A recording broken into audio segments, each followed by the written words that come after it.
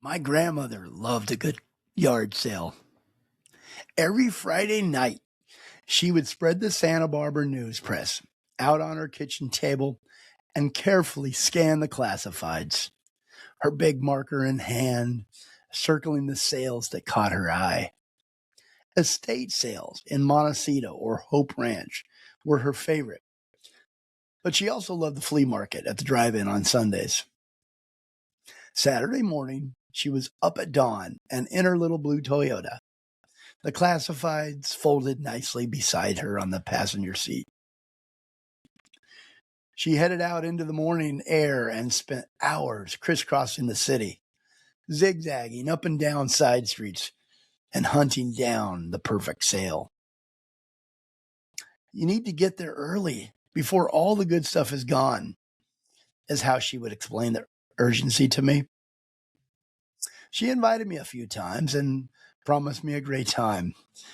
In and out of the car for hours. We walked up and down people's lawns and careful not to step on the blankets of discarded trinkets. I was bored, but I liked spending time with my grandmother. One day, I discovered a small table stacked with books. On the very top of the stack was a small square paperback with yellowed edges. It smelled slightly of mildew. The title of the book was The Adventures of Charlie Brown by Charles M. Schulz. On its gold cover were simple cartoon and drawings of Charlie Brown, Snoopy, Lucy, Linus, Schroeder, and Woodstock. And it was only 5 cents. Excited by my find, I quickly picked it up and began digging through the pile, looking for more Peanuts books. And I discovered 4 more. My grandmother gave me a quarter to pay for them. I returned to the car with my treasure, climbed into the back seat, and disappeared into the world of Charlie Brown. Charles M. Schulz, the creator of the beloved Peanuts gang, drew inspiration from his childhood, his everyday life, and the anxieties of growing up. Through simple line drawings and thoughtful humor, he introduced us to characters like Charlie Brown and Snoopy and Lucy and Linus and captured the essence of childhood and universal experiences of youth. Peanuts debuted on October 2nd, 1950 in 7 newspapers. But since its debut, Peanuts has become one of the most influential and widely syndicated comic strips in history, appearing in over 2,600 newspapers worldwide and inspiring television specials, films, books, and a lasting cultural legacy. For me, that day at the yard sale marked the beginning of a lifelong love for Charlie Brown and the Peanuts gang. Every day after school, I would spend hours in my treehouse, alone with my colored pencils and a pad of paper, practicing how to draw the Peanuts characters. I decided that when I grew up, I would become a cartoonist, just like Charles M. Schulz.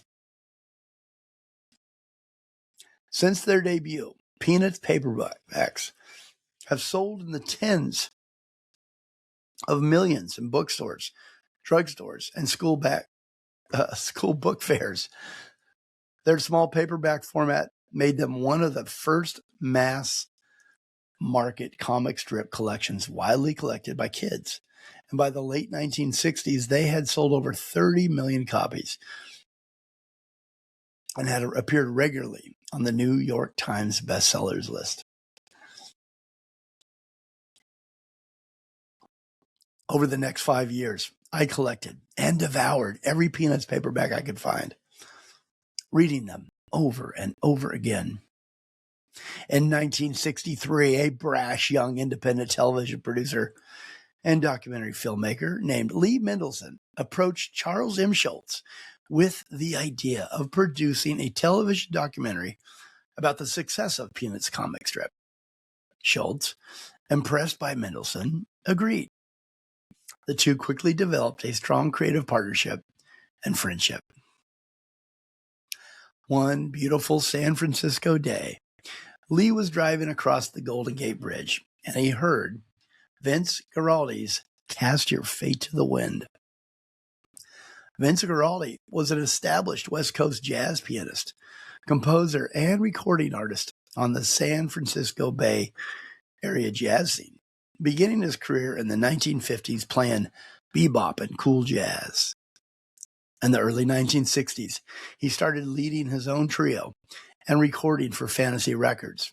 His breakthrough came in 1962 with instrumental hit that Lee Mendelson heard on that Golden Gate Bridge that day, which was Cast Your Fate to the Wind, and it won the 1963 Grammy Award for Best Original Jazz Composition and became a national hit.